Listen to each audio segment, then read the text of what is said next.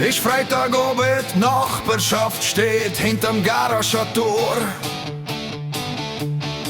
Ich hör sie tuschla, wer hat's gemacht? Die Kehrwoche ist ein heiliger Schwur. Du, ich Straße, es glänzt kein Stückle toll, ich sperr die Blick überall. Doch einer mogelt jeder Woche, das muss der Karl sein. Hast du dein Kehrwoche schon gemacht? Du bist du Woche dran. Ich han die gar nicht putzen gesehen. Hast du die wirklich schon gemacht?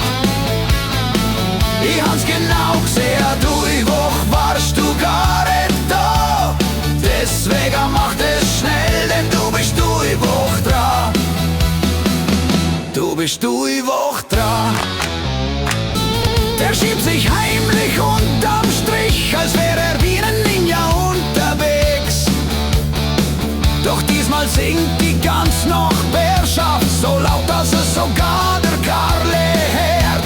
Oh du, Karle, du bist du die Woche dran. Kehr, kehr, Karle, sonst ist was los. Du, Karle, du bist du die Woche dran. Kehr, kehr, Karle. Hast du den Kehrwoche schon gemacht?